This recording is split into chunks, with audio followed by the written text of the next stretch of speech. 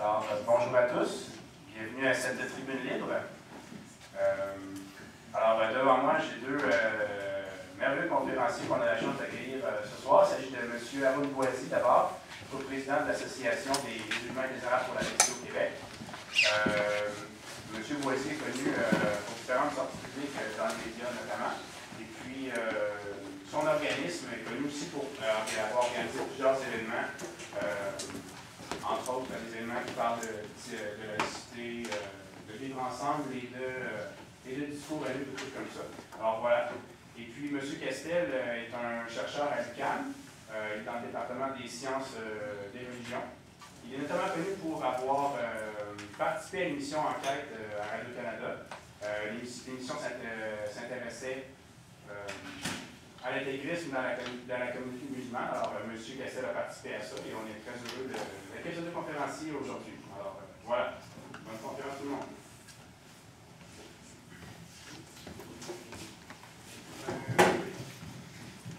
Dites-nous si quand je parle comme ça, c'est suffisant pour vous derrière, ou le micro c'est mieux, c'est bon? On peut le son. Parfait. Donc, avant que M. Boisy parle vraiment du sujet un petit peu plus dans lequel on se dirige, l'islamophobie, moi je vais peut-être mettre une mise en perspective justement qui sont les Québécois musulmans, parce que c'est quand même ma recherche depuis plusieurs années. Les musulmans et d'autres groupes, les groupes non chrétiens, mais dans le discours public, j'observe, je remarque que dans les déclarations de différentes personnes, politiciens, dans les médias, manifestement, on ne connaît pas les Québécois musulmans. Et souvent, on va transposer les réalités européennes ici, pensant que d'évidence, ça va être ici comme là-bas. Alors, je vais peut-être un petit peu pour vous montrer, vous présenter un profil des Québécois qui vivent au Québec. Des Québécois musulmans qui vivent au Québec.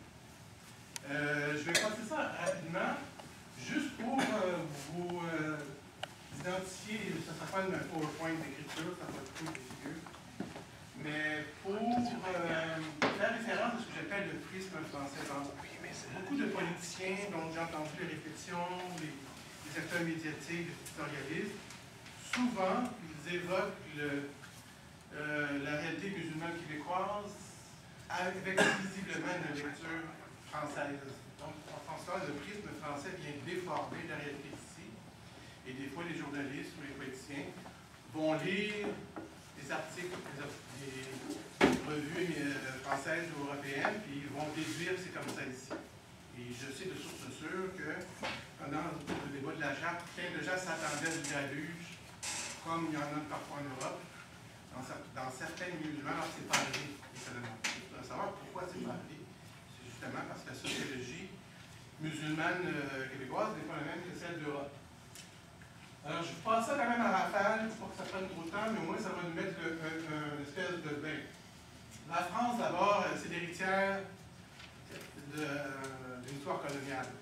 Donc, évidemment, le rapport ne peut pas être les mêmes avec sa population musulmane que le Canada, qui est un pays lui-même étant une ancienne colonie. Donc, évidemment, il y a déjà un contexte historique très, très marqué. Il y a le phénomène des cités de banlieue, quand les musulmans ont émigré en plusieurs vagues, mais une vague importante dans les années 50-60, se sont installés dans ce qu'on appelle les cités de banlieue, qui à l'époque étaient des environnements relativement modernes pour y placer les ouvriers et les immigrants, tout ça.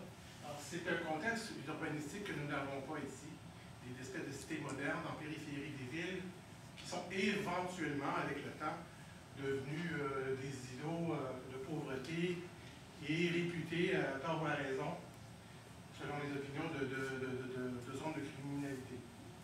Je dis bien tort à raison selon les perceptions. Donc on n'a pas ce genre d'îlot-là ici. Au contraire, les musulmans se dispersent. Alors, forte discrimination systémique depuis plusieurs décennies envers les gens d'origine maghrébine ou autre, dont on font face au chômage, difficulté d'ascension sociale pour atteindre des postes en haute échelle sociale, si vous voulez, difficulté à émettre des permis, des mosquées, il y a beaucoup d'expressions de ce genre que l'on n'a pas ici. Autre leg de l'histoire, il ne faut pas oublier que la laïcité française, c'est quand même, par rapport à d'autres laïcités européennes, à peu près tous les pays d'Europe maintenant sont laïcs, elle a quand même une histoire de combat, vis-à-vis de la religion, pas forcément de l'islam, mais des religions en général. Voilà. Ça, c'est un bien personnel, c'est très, très subjectif, mais je trouve que la France, c'est beaucoup aussi une culture sociale et politique de confrontation. Il y a souvent, pour le moindre débat, des confrontations importantes, notamment sur le mariage gay, où il y avait une partie de la France qui était pour, l'autre partie qui était contre, et ça vient constamment sans cesse, c'est une espèce d'alimentation des confrontations à l'interne, alors ici, que ce soit vrai ou faux, on dit souvent, et les immigrants d'Europe nous le disent souvent, que c'est plutôt un territoire de consensus, à tort ou à raison. Mais c'est certain qu'il n'y a pas les tensions qu'il y a en France, je trouve. Alors, en Europe aussi, on a des courants populistes, plusieurs partis, qui sont anti-immigrants ou anti-musulmans, ou qui font du surf sur des différents agendas, qui sont proches parfois même de l'extrême droite. Je fais la distinction entre les mouvements populistes et les mouvements d'extrême droite. L'extrême droite peut aller même jusqu'à la violence. Alors, on a les deux en France comme ailleurs en Europe. Le Front National comme parti institué, et d'autres groupes qu'on appelle les identitaires, qui sont des groupes là, qui sont parfois portés de des actions plus spectaculaires. Et il y a des sondages, des répétitions, qui sont dévastateurs, dans le moment qu'on leur demande l'opinion française sur la place des immigrants dans la société française, leur intégration. D'année en année, ça se dégrade, les chiffres qui sont évoqués. Alors, les musulmans français eux-mêmes, et comme je vais vous parler des musulmans québécois, c'est là que ça vaut la peine de comparer pour voir si nous tous nous estimons que nous avons ou non le même modèle qu'en France. Alors, l'immigration musulmane de France était dans les années 50-60, comment? Était à 90% d'analphabètes. Alors, c'est évident que ça va colorer l'installation des musulmans en France. L'islam est plus traditionnel. Dans les recherches qui sont faites, on sait que même dans les îlots où on pratique, on est plus pratiquant, si vous voulez, l'islam de France peut être même en guerre de l'évolution qui s'est faite du Maghreb et des coutumes qui vont perdurer en France du fait de l'isolement, alors que même au Maghreb, les coutumes, comme le mariage arrangé, ont reculé. Alors ça, c'est le fait de l'isolation en Europe. Une composition ethnique et confessionnelle monolithique. Alors, on sait que la France, c'est beaucoup plus arabe, peut-être aux 3/4 facilement.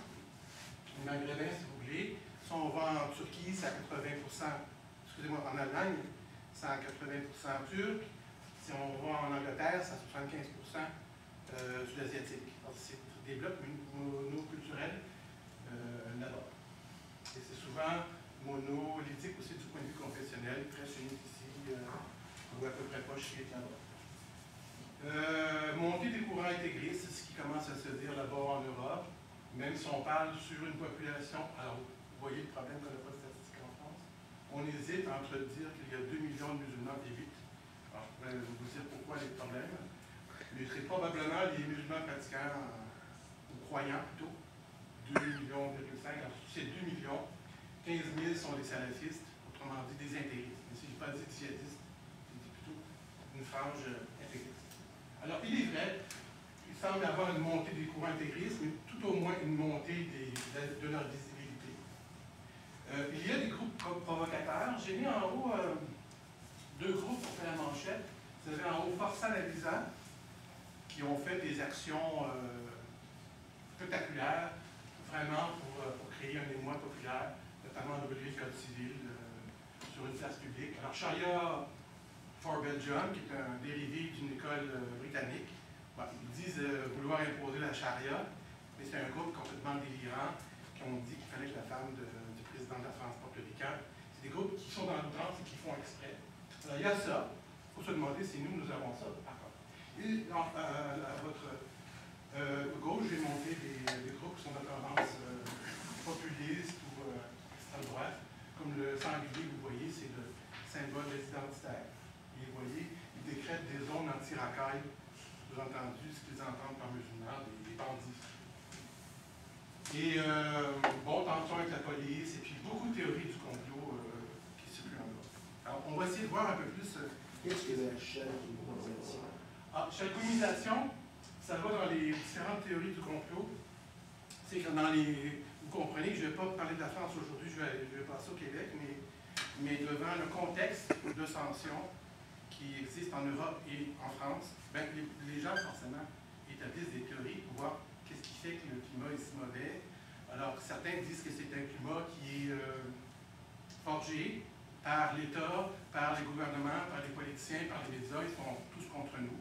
Là, il y a des variantes selon les groupuscules. Alors, les groupes qui sont les groupes provocateurs marchent à fond la caisse dans ce genre de sujet-là. D'autres sont beaucoup plus nuancés. Et dans ces théories-là, il y a des gens qui estiment que certains porte-paroles musulmans, autoproclamés ou non, semblent être en dialogue avec le gouvernement français et dès lors sont vus comme des agents de dialogue ou plutôt des agents qui favorisent, j'allais pas dire la colonisation, mais comment je pourrais dire ça? La domination de l'État sur l'instrumentalisation de la communauté. Alors ici, ça s'entend que certains musulmans ici, des porte-paroles, se renvoient de se chabouniser. Malheureusement, il va falloir se faire à ce rôle-là. Alors, voyons maintenant de quoi a l'air l'islam québécois ou les Québécois musulmans. Alors, j'ai mis un graphique ici qui montre l'immigration selon les vagues. Alors, déjà, vous voyez le bâton vert foncé, où on voit qu'il y a une forte immigration de 60 000 personnes arrivées dans les dernières années. Donc, on voit que c'est grosso modo une immigration beaucoup plus récente que celle qui est arrivée en Europe. Et ça a des conséquences. C'est que le profil social et professionnel ne pourra pas être le même. Ce que l'on dit rarement, vous voyez, déjà plus du quart des musulmans québécois sont nés ici. Alors, ce sont des enfants, des gens de la génération des immigrants, mais aussi des convertis. Alors déjà, un Québécois sur 5 musulmans est né ici. Type d'immigration, on fait souvent référence au fait que les immigrants musulmans qui viennent au Québec sont des gens qui sont des réfugiés. C'est vrai dans certains cas, comme vous voyez au Pakistan, Afghanistan, dans les couleurs foncées, un petit peu dans le cas de l'Algérie, des gens souvent qui, effectivement, ont quitté des pays qui étaient soit des régimes dictatoriaux ou des régimes islamistes ou des régimes dans lesquels il y avait des tensions ou des guerres civiles ou des choses de ce genre comme au Liban. Mais dans l'ensemble, si vous regardez la couleur claire, blanc, c'est l'immigration musulmane qui se dirige vers le Québec est essentiellement de type économique, donc ce sont des professionnels qui sont venus pour le travail.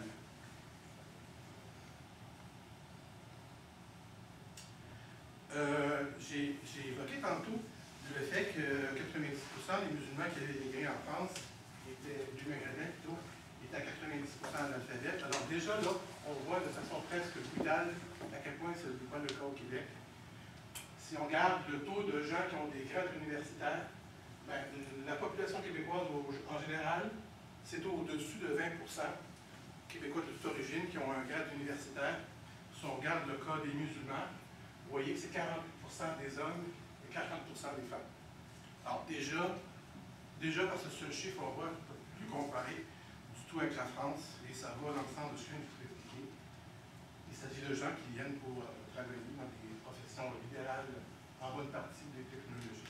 Ce qui est frappant aussi, c'est le taux de diplomation des femmes. Bon, c'est le taux de diplomation des femmes, donc on n'est pas vraiment dans le schéma des femmes qui viennent, qui sont peu instruites. Taux d'activité des Maghrébines, j'ai comparé celles qui vivent au Maghreb et celles qui ont immigré au Québec. Alors, il ne faut pas comparer avec la France, mais il ne faut pas comparer non plus avec les pays d'origine. On voit que le taux de femmes au travail, un travail salarié, c'est autour de 13 à 26, au Maghreb là-bas. Mais quand on regarde au Québec, c'est au-dessus de 50. Pourquoi? Parce que c'est les élites qui quittent les villes et qui ont des diplômes universitaires, donc il faut arrêter de comparer aussi avec les pays d'origine. Et le dernier chiffre que j'ai de 2011, déjà, c'est 45% des musulmans qui sont actifs. Donc, il ne faut pas du tout comparer avec les pays d'origine. Si on regarde les types d'emplois, on a des professions des musulmans et musulmanes, vous voyez dans les couleurs, dans les teintes colorées, si vous voulez, de rouge à bleu, toutes les hommes et les femmes qui occupent des emplois que je pourrais appeler qualifiés ou relativement bien rémunérés. Alors, vous voyez que beaucoup de femmes, par exemple, sont dans le monde de l'enseignement, dans le droit, dans les services sociaux. Beaucoup d'hommes en jaune sont dans les sciences naturelles. Et vous avez aussi beaucoup de gens dans les affaires en vert, etc. Donc, sont quand même dans des positions relativement intéressantes et qui s'améliorent depuis 10 ans. J'ai pu l'augmenter. Dans les teintes de gris, ce sont des métiers moins bien payés en général, notamment dans le transport, dans le taxi, etc. Donc, on voit que, grosso modo, les gens vont être en plus grand nombre dans les professions dites libérales et ça semble à s'améliorer avec le temps, même s'il y a quand même un grand problème là, de manque d'employabilité dans les métiers qui sont à la hauteur de leur qualification professionnelle. Autre idée qui revient souvent lorsqu'on parle du français, on dit souvent, bon, ben, les immigrants ne parlent pas français. J'ai plein d'exemples ou d'articles qui disent qu'il faudrait mettre plus d'argent pour franciser l'immigration. Alors, regardez les chiffres. Déjà, 17% des musulmans du Québec ont le français comme langue maternelle, même pas dans le seconde.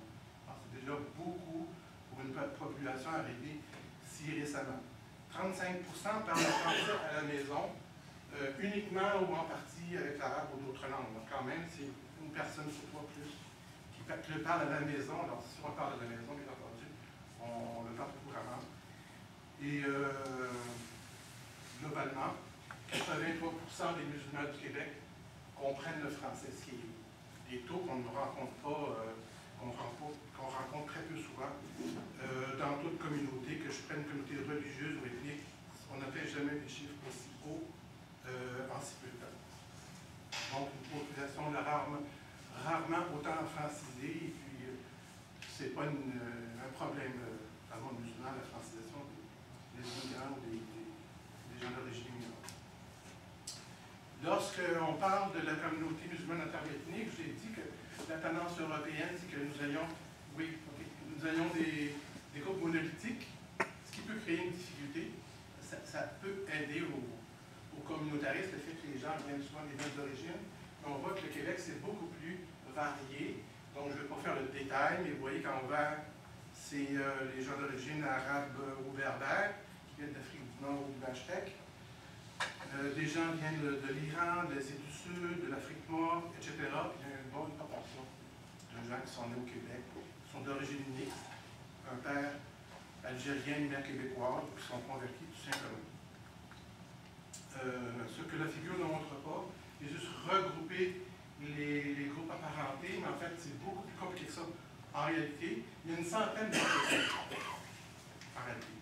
Ce qui fait que par de communauté musulmane, c'est une fabrication d'esprit, parce que sans groupe ethnique, on ne peut pas constituer une communauté, pas plus qu'on pourrait dire la communauté chrétienne, ce qui n'aurait pas de sens.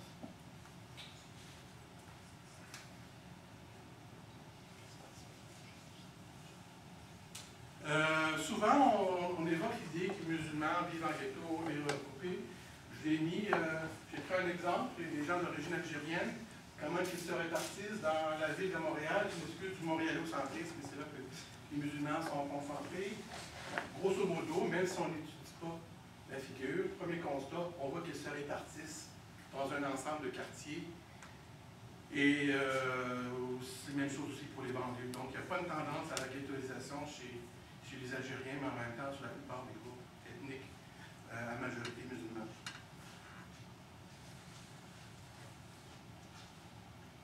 Les points rouges, ce sont les endroits du Québec où il y a déjà une mosquée. Alors, vous voyez, je n'ai pas fait 14 avec peut-être Shawinigan.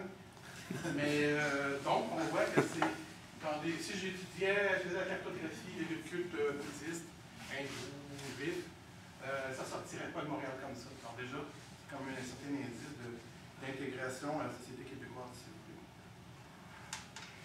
Si je regarde Montréal, j'ai répertorié la totalité des lieux de culte musulmans. Déjà, pour quelqu'un qui ne s'y connaît pas ou qui ne connaît pas les rapports avec les chiffres, ça fait beaucoup.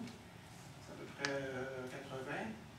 Mais si on compare avec d'autres déjà, j'ai une explication pourquoi il y en a tant. C'est qu'ils se répartissent. Ils ne se ghettoisent pas. Donc, on veut une mosquée proche de chez soi, tout bonnement. Et quand vous voyez qu'il y a différentes couleurs, c'est que les gens n'appartiennent pas aux mêmes obédiences. Les chiites vont aller dans une mosquée chiite, le sunnite dans une sunnite, le soufi dans une mosquée soufi, et ainsi de suite. Et sans compter que le facteur ethnique joue. Alors, l'Africain va être dans une mosquée, il y a une majorité d'Africains, et ainsi de suite. Je suis obligé de compacter mon info, je suis désolé, compte tenu du temps qui passe. Alors, vous voyez, les évangéliques, ce n'est qu'un groupe chrétien parmi d'autres. Bon, vous voyez, il y en a tellement qui se superposent en poule, tellement il y en a. Il y a peut-être 80 mosquées à Montréal, puis des groupes évangéliques, il y en a peut-être 400 ou 500. Alors, pour ne laisser pas tous les chrétiens, il y a plein d'autres chrétiens qui pourraient saluer. On évoque souvent la montée des couleurs ou la montée des mosquées par le fait que les musulmans sont plus fervents. Alors, on peut déconstruire déjà ces chiffres-là. Quand on regarde au Canada, la moyenne canadienne, 32% des musulmans vont à la mosquée toutes les semaines. C'est un indicateur, ça veut dire que je pèse sur le bouton de panique. Mais 32% vont à la mosquée chaque semaine, donc un tiers y va assidûment. Donc, on a un barème d'une pratique assidue. Si on regarde au Québec, par contre, c'est juste 16% qui vont à la mosquée toutes les semaines. Ce n'est pas un indice très grand de grande pratique. C'est plutôt une pratique faite par rapport à certains standards européens. Et oui, 62% ne vont jamais à la mosquée de l'Orient. Alors, on peut juger différemment, apprécier différemment ces chiffres. Si j'étais imam, je ne serais pas heureux. Mais on voit quand même un aperçu de la vie religieuse, de l'intensité religieuse des gens. La courbe des lieux de culte, alors n'importe qui voit ça, dit oh là là, ça augmente de beaucoup. Mais j'en fournis la réponse, et la réponse qui va constamment m'être fournie, c'est la ferveur. Les musulmans sont très pratiquants, donc ça explique pourquoi il y a une montée si grande. Mais là, j'ai vu ici la courbe de la population, et la raison première pourquoi il y a une montée de mosquées, c'est tout simplement que ça suit la courbe de la population, tout bêtement. La ferveur viendrait se distancier de la courbe de la population. Donc déjà, la première explication, c'est la population qui augmente. Si on regarde la croissance des mosquées dans l'ensemble du Québec, donc la région de Montréal, c'est en bleu. Et on voit que déjà que ça s'affaisse à partir des années 2000, et on voit que ça progresse à l'extérieur de Montréal, donc la banlieue, la couronne, puis les autres régions du Québec. Alors c'est simplement parce que les musulmans qu'il y a une augmentation, si vous voulez, de mosquées qui est du seul fait que les gens quittent Montréal pour s'installer ailleurs. Donc, c'est un facteur que je qualifierais de géographique. Quand on parle de mosquées, on s'imagine ça, souvent des grosses mosquées. Au Québec, il y a 140 lieux de culte. Quand je dis bien lieux de culte, mosquée serait peut-être un peu excessif dans certains cas. 140. Alors, sur les 140, vous avez la totalité, sur cette photo, de mosquées avec un minaret. Toutes les autres n'en ont pas. Alors ça, c'est ce qu'on se représente, qu'on imagine, et la norme, et contre lequel on peut réagir avec difficulté comme en Europe. Mais ça, j'ai la totalité qui est là. La réalité ressemble à ça. La plupart sont banalement en haut d'un commerce, en bas d'un commerce. On achète une ancienne banque ou une industrie dans le cas d'en bas, ou une maison, on va au numéro 3. La réalité, c'est que les musulmans n'ont pas vraiment beaucoup d'argent. Et puis, les communautés locales, et puis, ils achètent selon la hauteur de leur revenu, louent un local ici ou là. Et c'est rendu dans des stades où la communauté elle a vieilli avec le temps, elle peut se permettre d'acheter un local, ça devient. Et c'est minoritaire. Alors, voici les 140 mosquées que j'ai réparties en tendances. Alors, je vous ai dit qu'on ne pouvait pas parler de communauté musulmane pour des raisons ethniques. Il y a trop de gens de diverses origines qui ne parlent pas les mêmes langues, qui ne vivent pas dans les mêmes quartiers de Montréal, qui ne se parlent jamais, déjà. Mais là, j'ajoute un autre élément qui est l'élément confessionnel. C'est qu'au Québec, il y a des sunnites, il y a des chiites, il y a des sunnites africains, des sunnites libanais, et ainsi de suite. Il y a tellement de variétés qui fait en sorte que les gens vont préférer fréquenter une mosquée plutôt qu'une autre, pour différentes raisons, mais notamment la variété confessionnelle. Et je peux vous dire, par exemple, que dans les gens qui sont concernés par les mosquées en rouge, qui sont chiites, ne fréquenteront jamais et n'iront jamais dans une mosquée verte qui est sunnite, et vice-versa. Jamais excessif, mais presque jamais. Ça peut être que dans le quartier d'où vous êtes, il y a juste une chiite, puis je vais aller dans la mosquée qui est chiite, mais en général, je vais éviter ça. Alors, la proportion des intégristes maintenant dans cet univers, c'est un univers que je n'ai pas pu entièrement découper. Dans les parties très vertes, ici, j'ai dû rassembler ce que j'appelle les mosquées sunnites mixtes. Ça, c'est les mosquées, il y a un mélange d'arabes et d'indo-pakistanais, d'africains. Bon, ça devient compliqué d'aller plus loin dans le découpage, parce qu'il faut pas même que je fasse un gros terrain, que j'aille dans chacune, voir à peu près quelle est la tendance qui domine localement. Mais grosso modo, donc c'est simplifié, étonnamment. Mais déjà, on voit que c'est des gens qui parlent d'une communauté musulmane, qui a la même idée, qui a le même projet, et pas sérieux, n'a pas fait de terrain. Et souvent, ces gens-là ne peuvent pas se rassembler autour d'une même table. Si on veut un projet, discuter d'un projet de loi, d'un règlement, je ne sais pas trop, ça va être le monsieur pourra nous en parler. C'est la difficulté extrême de mettre les gens déjà autour d'une table et de faire ensemble qu'ils essaient, qu'ils soient capables de parler ensemble. Et souvent, un groupe va exclure l'autre. Ah, mais si ceux-là sont là, nous, on ne vient pas. Et si nous, on vient, on peut faire qu'eux ne viennent pas. Il y a ça qui joue. Alors, les intégristes ici, dans les couleurs vert foncé, et j'ai mis à la pointe ici ceux qu'on appelle les salafistes. Alors, c'est ceux qui font le plus parler d'eux en Europe, comme je l'ai évoqué tantôt. Et ce n'est pas parce qu'on est salafiste qu'on est djihadiste. Mais c'est la tendance la plus rigoureuse en termes de pratique de l'islam. Alors déjà, sans aller plus loin dans le développement de leur idéologie, ce n'est pas mon sujet, je ne sais pas non plus, mais vous voyez au moins la proportion des intégristes dans l'islam du Québec et entre autres des salafistes.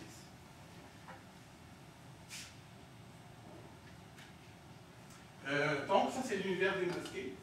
Et si on se demande, bon, ben, c'est quoi leur influence dans la communauté musulmane, tous les gens qui fréquentent l'ensemble de ces mosquées, il faut savoir que ça représente de 15% de gens comme pratique assidue.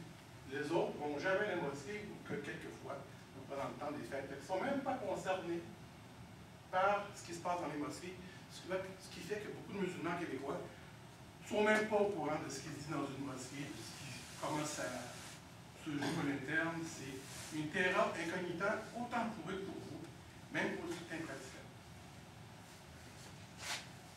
Pour revenir à des intégristes, quel est leur poids de salafistes? C'est surtout d'eux que l'on parle lorsqu'on parle de la pente qui nous mènera éventuellement au djihadisme, n'est-ce pas? Je fais le lien.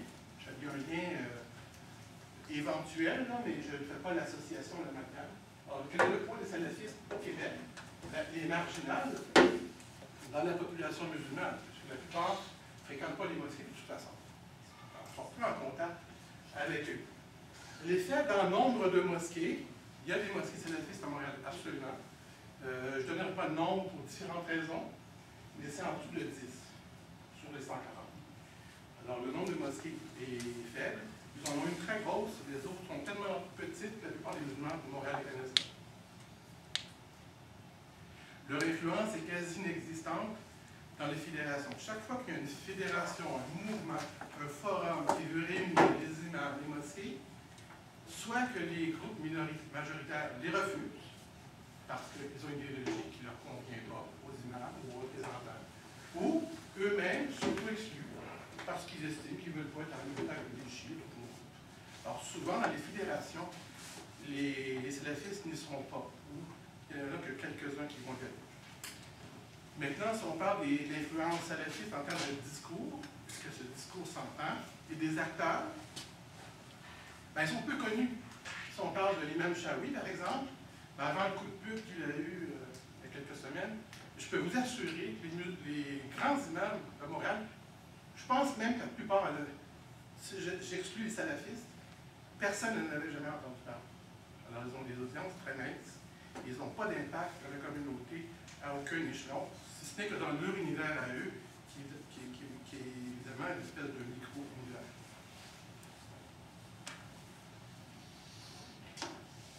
Est-ce que les musulmans s'isolent aussi, en termes d'école? Est-ce qu'ils vont dans des écoles musulmanes, comme j'ai entendu, pour se recroqueviller sur eux-mêmes, pour apprendre la religion à l'école, et pas fréquenter la communauté de la société québécoise?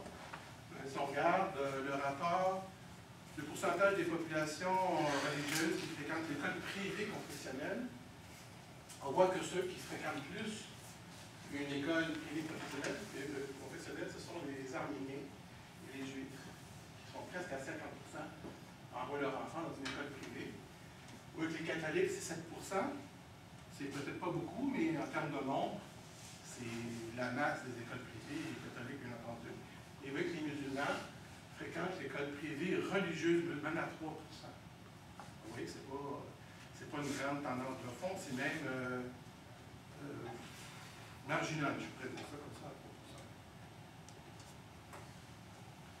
à 3%. Bon, je vais terminer, mais ce chiffre est un peu troublant.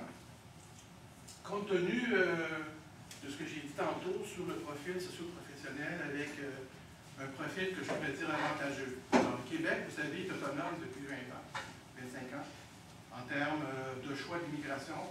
Il y a davantage d'autonomie. Alors, c'est lui qui a un petit peu modifié la grille de sélection des immigrants, ce qui fait qu'on a une immigration plus professionnelle et qui compte certains besoins professionnels. Avec un tel profil, tel que je viens de vous le présenter, grade universitaire, profession libérale, connaissance du français, non-ghettoisation, etc., on devrait avoir une population qui est bien installée, intégrée dans l'univers professionnel. Alors déjà, avant que je montre ici, contre l'autre, il y a le taux de chômage. Alors, si on regardait le taux de chômage de 2001, autour de 8 pour l'ensemble du Québec pour les hommes, autour de un petit peu plus de 6 pour les femmes en 2011. Si on regarde les musulmans vivant au Québec, vous voyez qu'il est de 22% pour les hommes, qui est tombé à 16 en termes de 10 ans, certes, mais 16 c'est quand même dramatique pour une population qui a le profil que je viens de vous exposer. Le taux de chômage chez les femmes, il est passé entre 2000 et 2010 de 23 à 19%, presque 20. 19% plutôt. Donc, c'est une bonne chute, mais ça reste énorme. 3 fois la moyenne québécoise, quand même.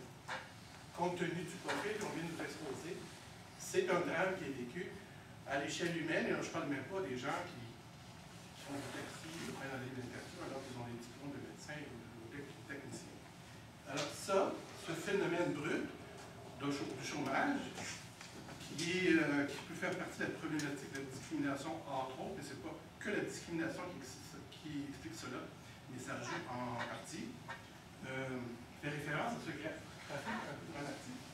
Ce sont tous les gens qui ont des noms arabes qui, depuis l'an 2000, ont décidé de changer de nom pour avoir un nom qui ne soit pas à consonance arabe. Pourquoi? Parce qu'ils estiment en un CV. Si je m'appelle Boisy, j'ai moins de chance que si je m'appelle Tremblay. Je pense même que c'est prouvé scientifiquement. Boisy, ça passe bien, c'est comme italien un peu. Mais d'autres, c'est plus difficile. Montréal, ça peut être très bon, ça.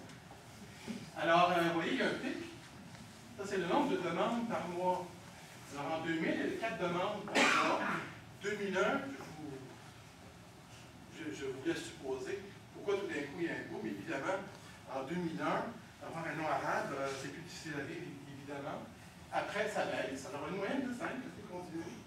Et on voit qu'en 2006-2007, avec le début de la crise du développement raisonnable et la suite, ben, ça revient. Et probablement que ça continue depuis ce phénomène. Ce n'est pas des gros chiffres non plus, 5 par mois, mais ça vous prouve un sentiment que l'on peut mesurer de gens qui estiment qu'avoir un nom qui n'est pas arabe serait préférable pour avoir du travail ou pour assurer l'avenir de mes enfants, parce que dans les sites québécois, j'ai participé à des journalistes pour corriger ces chiffres à la presse.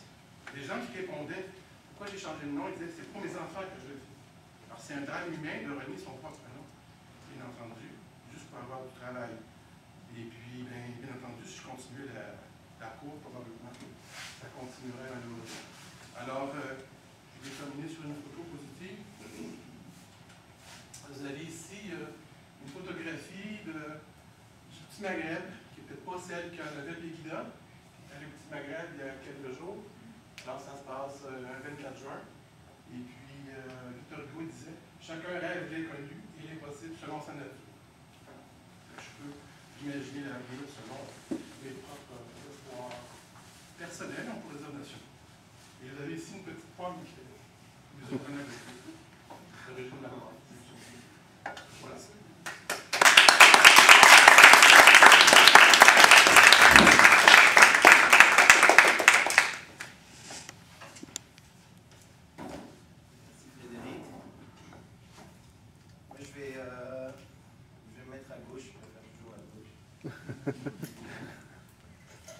Je vais même prendre le micro. Paraissait à droite.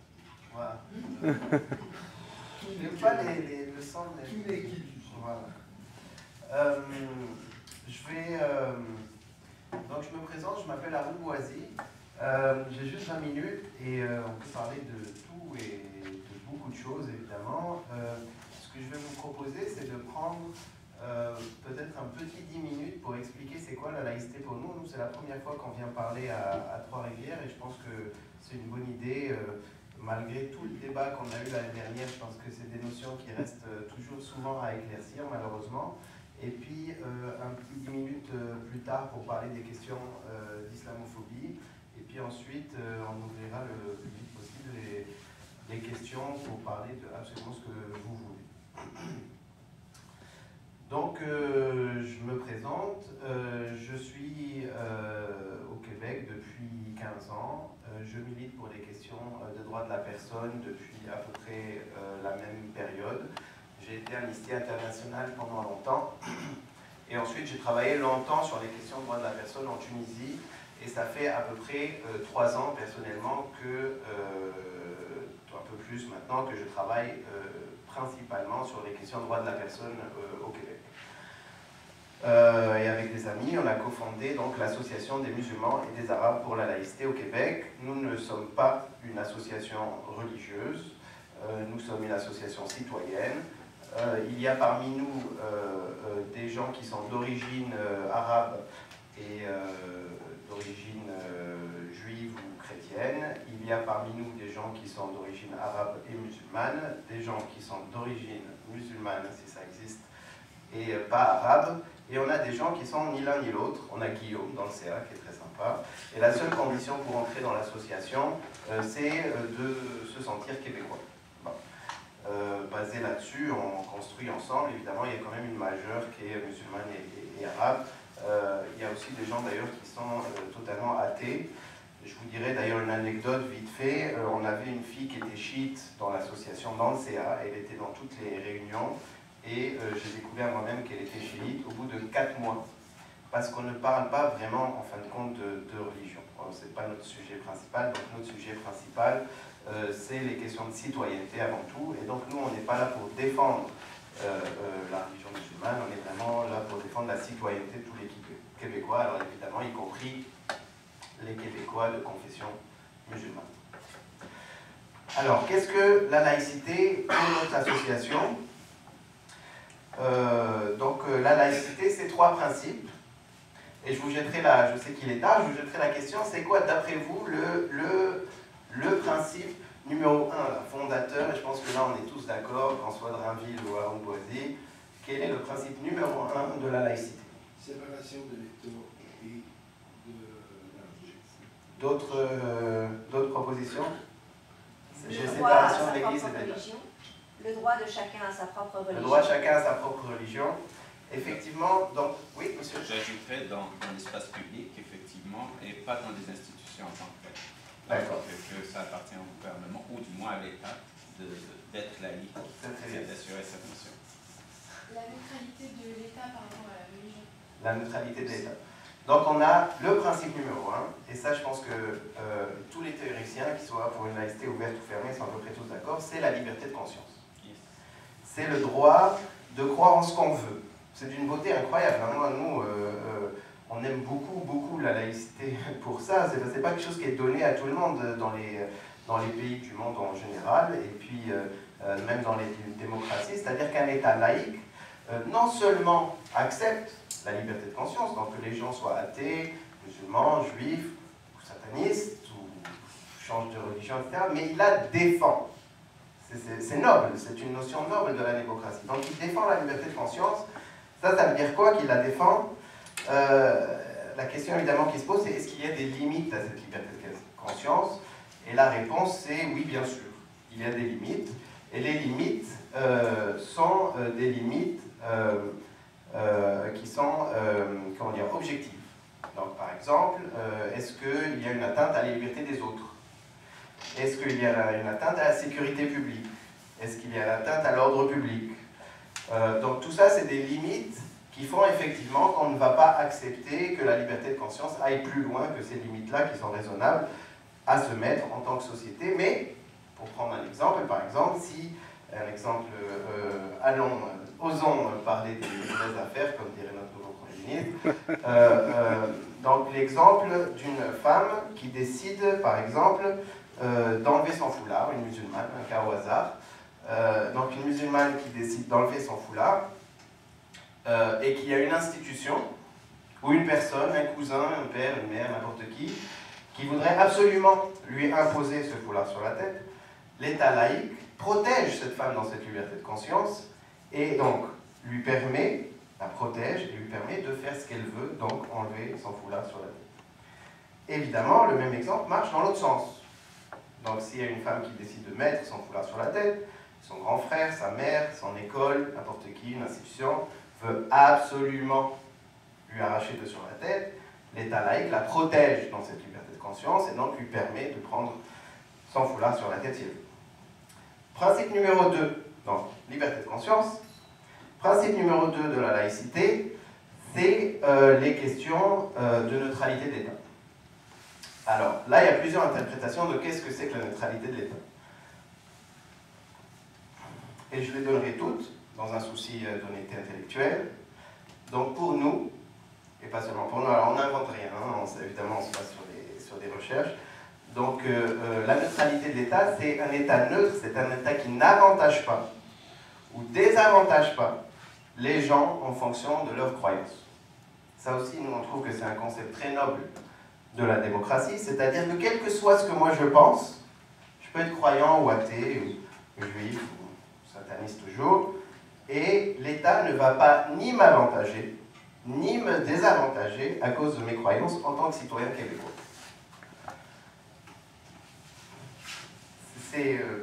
Bon. Et ça veut dire quoi? Ça veut dire qu'il doit être neutre dans ses politiques. Donc les politiques ne doivent pas, évidemment, avantager ou désavantager les citoyens en fonction de leurs croyances. La conception, pour prendre un personnage au hasard au Québec, de M. Drainville, est que pour avoir la neutralité de l'État, il faut aussi l'apparence de neutralité. Donc ça veut dire qu'un fonctionnaire, quand il arrive, pour que l'État soit neutre, le fonctionnaire, il a l'obligation d'avoir l'air neutre et donc de ne pas porter de signes religieux. Or, là c'est moi qui reprends la parole, or, le fait de ne pas porter, d'interdire les signes religieux pour les fonctionnaires, dans les faits, va pénaliser nos citoyens de confession juive, une partie de nos sikhs, et une partie de nos musulmanes. Et donc, dans les faits, le fait de mettre en place cette politique publique fait en sorte que le Québec arrête d'être neutre. Parce qu'on est en train de pénaliser les citoyens à cause de leurs croyances en fonction de nos politiques. Donc, chacun sa neutralité. Nous, on considère que le concept de neutralité est beaucoup plus important que l'apparence du concept.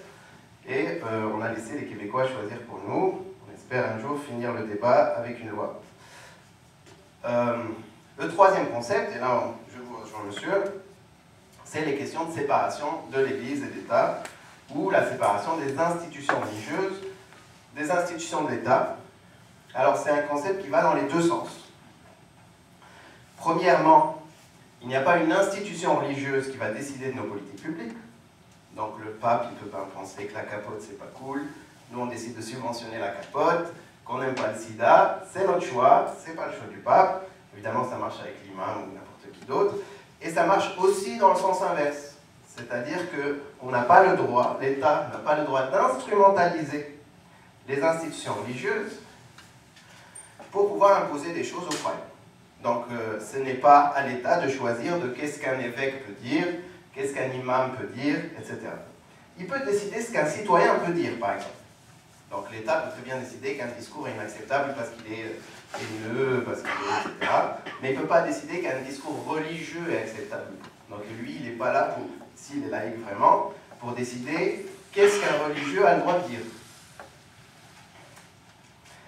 Donc, séparation de l'Église et de l'État. Et ça, étonnamment, jusqu'à il n'y a pas longtemps, quand je faisais la même conférence, je disais, mais ça, il n'y a pas de problème, au Québec, il n'y a pas de problème. Alors évidemment, il y a l'Église catholique qui ose des fois. Dernièrement, on a eu l'exemple du droit de mourir dans la dignité, où l'Église catholique n'était pas très contente. Ok, bon. La justice a tranché. Mais on a aussi eu des élus, des chefs de parti, qui nous ont dit, ben, on va faire passer des tests aux imams. Très anti-laïque, très anti-laïque. On en parlera tout à l'heure si vous voulez. Peut-être nécessaire, mais on n'est pas obligé d'être pour la laïcité. Nous, on est pour la laïcité. Donc, maintenant, les questions d'islamophobie. D'abord, on nous pose souvent la question, on nous dit, mais vous êtes pour la laïcité, qu'est-ce que ça a à voir avec l'islamophobie? Alors, on pense que d'abord, nous, on ne se donne pas juste le mandat d'être pour la laïcité. On se sent très à l'aise à lutter contre tout type de discrimination, de racisme, d'homophobie, d'islamophobie, d'antisémitisme, etc. Mais ayant dit ça, il y a aussi la question dans la laïcité, donc si on revient à la neutralité, ou si on se dit que l'État ne doit pas favoriser ou défavoriser les citoyens, ça rejoint quand même un principe qui pour nous est très fort, qui est que les citoyens ne doivent pas être favorisés ou défavorisés en fonction de leurs croyances, et pas plus évidemment les musulmans que les autres.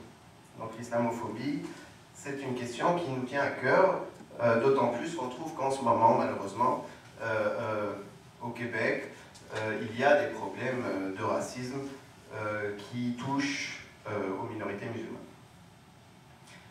Je ne sais pas du tout, je n'ai pas mis le chronomètre. Je vais essayer d'aller vite et puis je suis sûr qu'il y aura beaucoup de questions.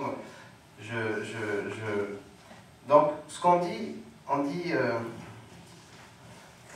deux choses principalement. Donc, d'abord, on pense que le problème de l'islamophobie n'a rien à voir avec les questions religieuses. Là, je vais sûrement en étonner plus qu'un. À peu près au même titre que les problèmes d'antisémitisme n'ont rien à voir avec les problèmes de la religion juive.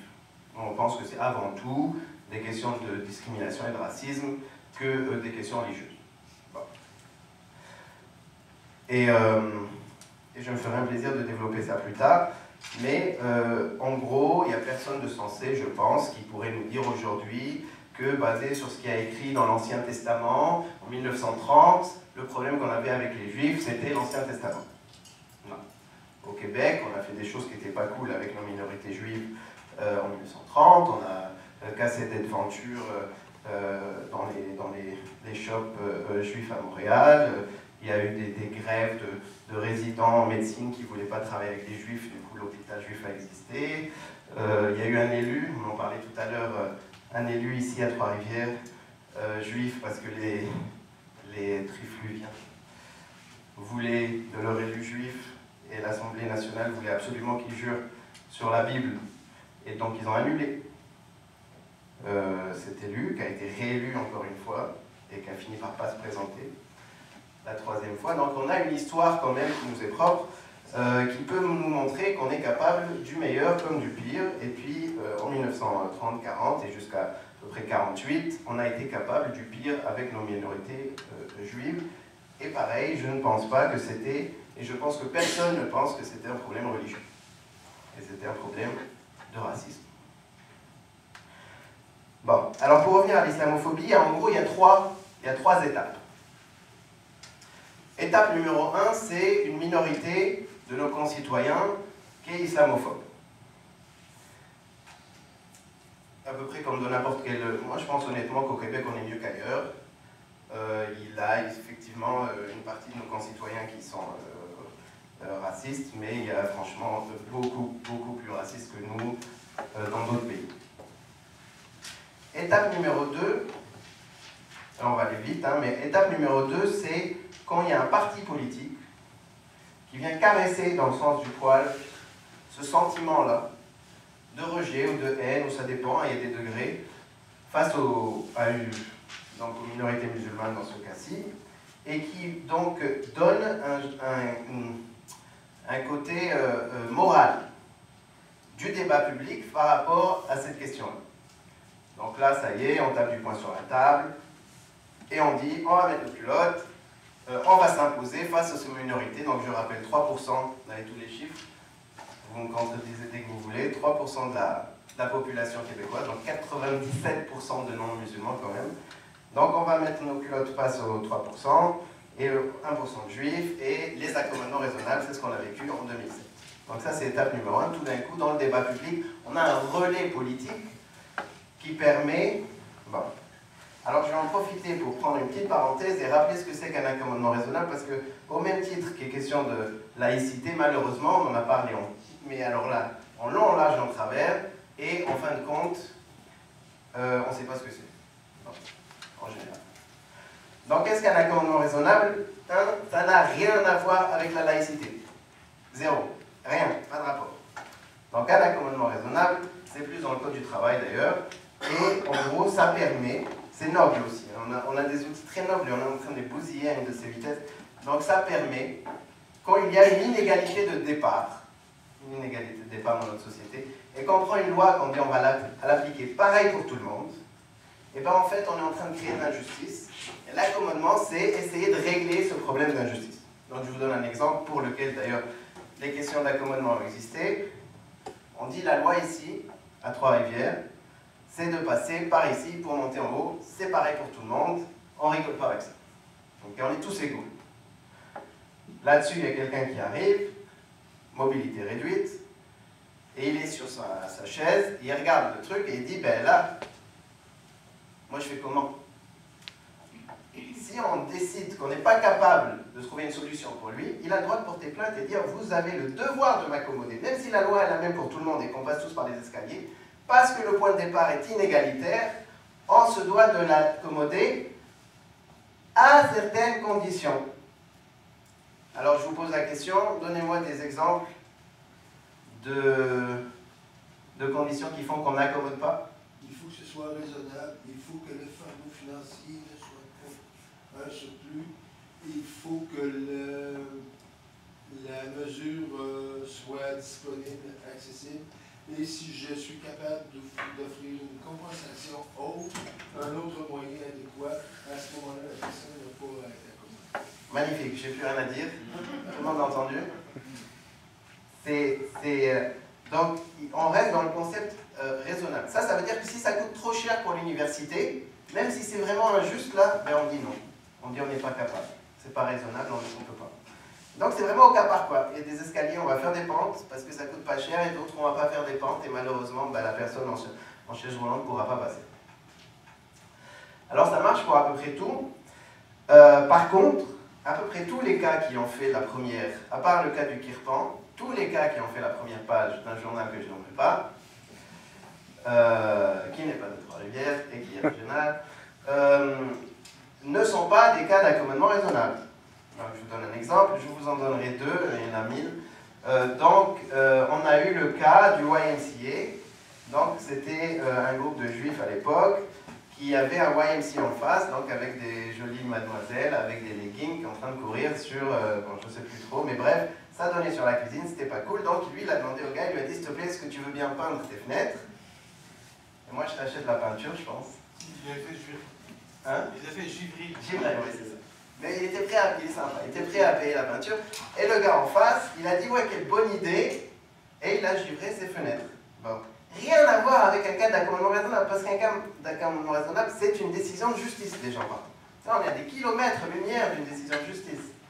On a un citoyen qui, à mes yeux, à moi, alors là, c'est un jugement personnel, et je m'excuse, je vais le faire, fait une demande qui est totalement débile. Bon. On a un citoyen de l'autre bord qui accepte une demande qui est totalement débile. Bon, donc c'est un accord entre deux personnes qui, franchement, excusez-moi, mais qui n'auraient jamais dû avoir lieu. Mais ils ont le droit d'être débiles, c'est ça qui est génial dans nos sociétés. C'est un droit fondamental. Si on est d'accord entre deux citoyens pour faire une bêtise qui est légale, on l'a fait. Hop, première page de journal que je n'aimerais pas. On a un gros problème, il faut mettre nos culottes, etc. Deuxième cas, pour pas dire quand même qu'on parle que des juifs, on a un groupe de musulmans qui décide d'aller à la cabane à sucre. Une association, là, ils étaient, je sais plus, 100, ils étaient beaucoup. Et alors, c'est compliqué, hein, bon, acheter du bacon halal, des oreilles de fils halal, etc. Je veux dire, c'est pas simple. Avec tout le côté, là, bon, bref, on va se sucrer le bec, comme tout le monde, et on arrive là-bas, donc tout se passe bien, etc. C'est l'heure de la prière, on va voir le proprio. Donc je vous la refais pas, c'est à peu près se ressemble. Donc un citoyen lambda va voir le proprio, un autre citoyen, il lui dit voilà, moi je voudrais faire ma prière. Le gars lui dit super, pas de problème. Au bar, là, il y a le truc de la piste de danse. Tu demandes gentiment d'arrêter la musique et tu fais ta prière. Donc ils arrivent. Il y a trois autres citoyens qui ne font pas partie du groupe de 100 qui sont en train de boire leur bière ou je sais pas. Bon, on coupe le son, ils mettent leur tapis pour faire la prière. Un des citoyens appelle le journal que je n'aimerais pas. Notre cabane à sucre est envahie, etc. Bon. Moi, j'ai une autre lecture. Alors, celle-là aussi, elle m'appartient. C'est qu'on a un groupe de 100 musulmans, quand même, qui est hyper bien intégré. Ils sont prêts à manger du bacon halal, à se casser la tête. C'est pas simple pour réussir à manger des oreilles de Christ. Les oreilles de Christ, donc halal, avec du sirop d'érable. Ils vont faire leur prière dans un bar, quand même. On aurait dû leur donner la palme d'or de l'intégration, ces gens-là. Bon, à la place, on a un scandale, et hop, ça marche tellement bien que le parti qui fait toute sa campagne basée là-dessus, il faut mettre nos culottes, machin, etc., se retrouve première opposition quand même, hein, un truc de waouh. Bon. Traumatisme au Parti québécois, on fait quoi avec la DQ? Plus jamais, et puis voilà, ne plus jamais à donner ce qu'on a vu plus tard. Donc ça, c'est l'étape 2, c'est une fois que ça arrive au débat public. L'étape 3, qui est le plus grave, c'est pas drôle, là je vais le courir tout le long, mais c'est juste pas drôle du tout. Donc l'étape 3, c'est quand c'est l'État qui s'y met, quand c'est le gouvernement élu qui s'y met.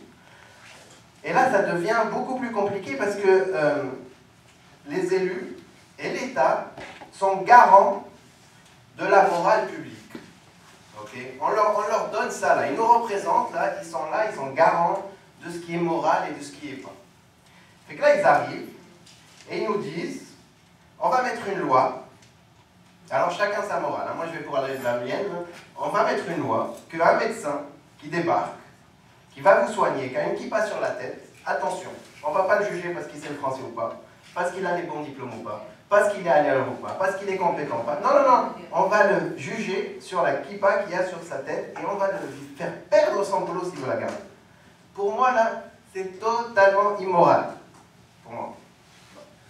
L'État, qui est garant donc de notre morale publique, il nous dit, voilà, moi je vais vous mettre une charte qui permet ce genre d'abus, au nom de la neutralité avec laquelle on n'est pas d'accord.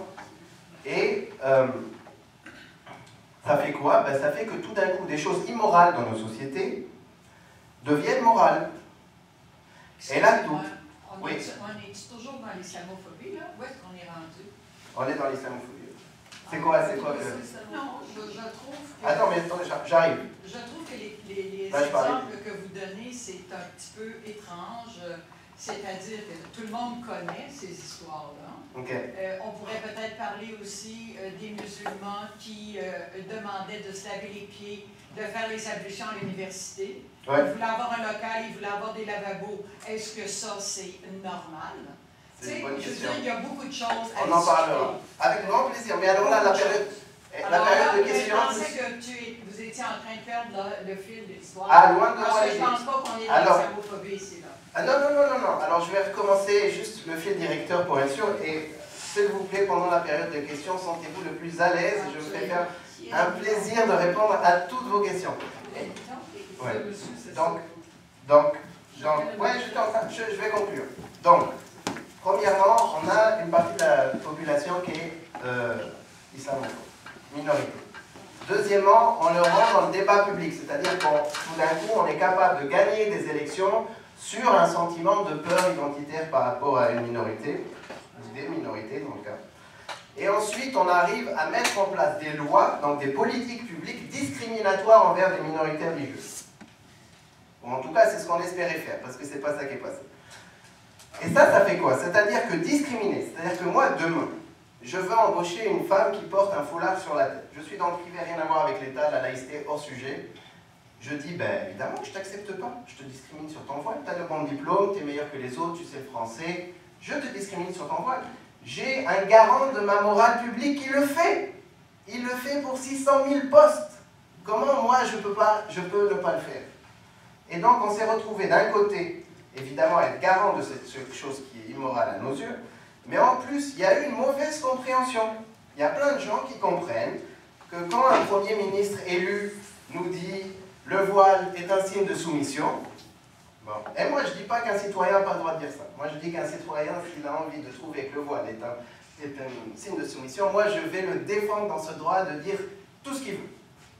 Et tu veux dire quoi? Que la religion... je dis que le Premier ministre... que porter un voile, c'est pas... Je dis qu'un citoyen a le droit de penser qu'un voile c'est super ou c'est poche, il n'y a pas de problème. Un Premier ministre représentant des Québécois n'a pas le droit de faire un jugement moral,